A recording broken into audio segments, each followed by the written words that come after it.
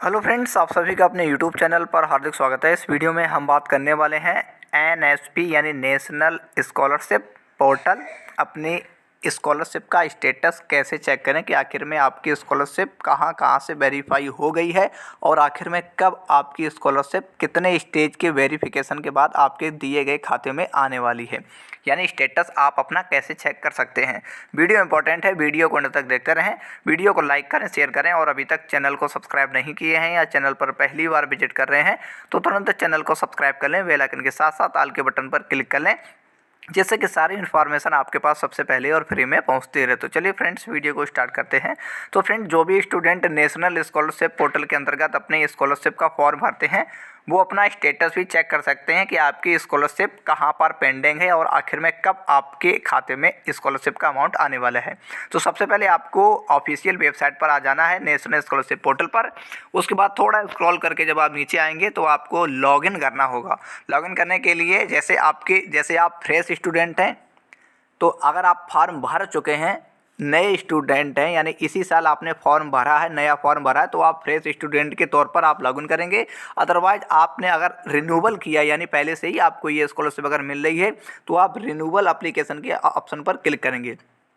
इस ऑप्शन पर क्लिक करते ही आपके सामने एक इंटरफेस आ जाएगा जहां पर आपको अपना यूजर आईडी और उसका पासवर्ड डालना होगा, यानी आपकी जो भी रजिस्ट्रेशन संख्या है यूपी 2023-24 अगर आपने इस साल एप्लीकेशन फॉर्म भरा है या फिर आप अगर रिन्यूअल फॉर्म आपने किया है तो आपका 2021-22-000 करके जो भी आपका आईडी है वो आपको डालना है और नीचे उसके पासवर्ड में क्या डालना है, अपनी डेट ऑफ बर्थ डालनी है। अगर आपका पासवर्ड आपकी डेट ऑफ बर्थ है। नॉर्मल क्या होता है, स्टूडेंट ये पासवर्ड भूल जाता है, उसके बाद वो रीसेट पासवर्ड पर क्लिक करके वो आसानी से आ जाता है। सामान्य तौर पर वो आपका जो पासवर्ड होता है वो आपकी डेट ऑफ बर्थ ही होती है। जैसे माना कि किसी की डेट ऑफ बर्थ है 1 जुलाई 2007, तो आपको 1 जुलाई 2007 यहाँ पर एंटर करना होता है। उसके बाद जैसे ही आप अपना आईडी एंड पासवर्ड डाल के कैप्चा कोड डालकर सबमिट के ऑप्शन पर क्लिक कर देते हैं, आपके सामने कुछ ऐसा इंटरफेस आपकी स्क्रीन पर दिखाई देने लगता है।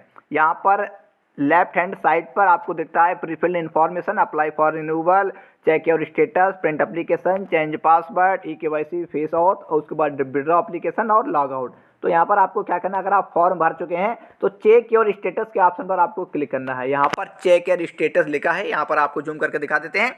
चेक योर स्टेटस के ऑप्शन पर आपको क्लिक करना है। तो जैसे वहाँ पर आप क्लिक करते हैं तो आपके सामने यहीं पर राइट साइड एक ऑप्शन खुल के आ जाता है जो भी आपका फॉर्म का स्टेटस होता है। जैसे जो भी स्टूडेंट का हम यहाँ पर लॉगिन किए हुए हैं उनका स्टेटस आ रहा है कि application under process for verification eight institute level, यानी जिस भी कॉलेज में आप पढ़ते हैं, जिस भी इंस्टीट्यूट स्कूल में आप पढ़ते हैं वहाँ पर आपका फॉर्म वेरिफिकेशन होना है उस कॉलेज उस इंस्टीट्यूट से।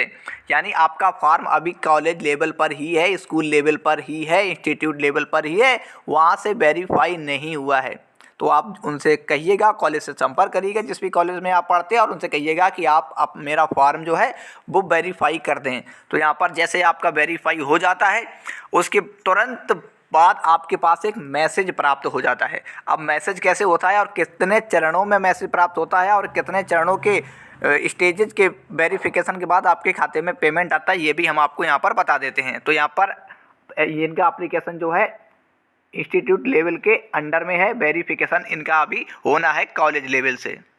यहाँ पर देखिए जैसे आपका फॉर्म विभिन्न स्तरों पर विभिन्न चरणों में वेरिफिकेशन होता जाता है, आपके पास वैसे प्रकार के मैसेज आते जाते हैं। यहाँ पर आगे आपका मैसेज में नाम लिखा होता है, your application for the scholarship has been verified at institute level. तो जैसे ही आपका फॉर्म इंस्टीट्यूट से आपके कॉलेज से वेरीफाई हो जाता है, आपके पास एक तुरंत मैसेज आ जाता है कि your application for the scholarship has been verified, यानी आपका फॉर्म वेरीफाइड हो चुका है इंस्टीट्यूट लेवल से नेशनल स्कॉलरशिप पोर्टल। और उसके कुछ दिन बाद या कुछ घंटों बाद आपका form your application for the scholarship has been verified at board level, यानी आपका फॉर्म इंस्टीट्यूट से लेवल से वेरीफाई होने के बाद जाता है बोर्ड लेवल पर और बोर्ड लेवल पर वेरीफाई हो जाता है। तो यहाँ पर आपके पास एक मैसेज प्राप्त हो जाता है जहाँ पर आपका लिखा होता है कि your application for the scholarship has been verified at board level. इसके बाद आपका फॉर्म सीधा एनआईसी यानी नेशनल स्कॉलरशिप पोर्टल पर पहुँच जाता है और पोर्टल से वेरीफाई होने के बाद ये पोर्टल से जब आपका वेरीफाई हो जाता है तो उसके बाद PFMS पर के अंडर आ जाता है और उसके बाद आपका पेमेंट जो होता है आपके खाते में भेज दिया जाता है। यानी टोटल मोटे मोटे तौर पर कह सकते हैं कि 3 चरण होते हैं। आपका कॉलेज से वेरीफाई होना, उसके बाद बोर्ड से वेरीफाई होना और NIC यानी नेशनल स्कॉलरशिप पोर्टल से वेरीफाई होके PFMS के पास चला जाता है, वहाँ से सीधा पेमेंट आपके खाते में भेज दिया जाता है। तो ऐसे इस प्रकार से आप अपना स्टेटस चेक कर सकते हैं कि आपका फॉर्म किस प्रोसेस के अंडर में है और आप अंदाज़ा लगा सकते हैं कि आपका फॉर्म, आपका पेमेंट जो है ना कब आने वाला है।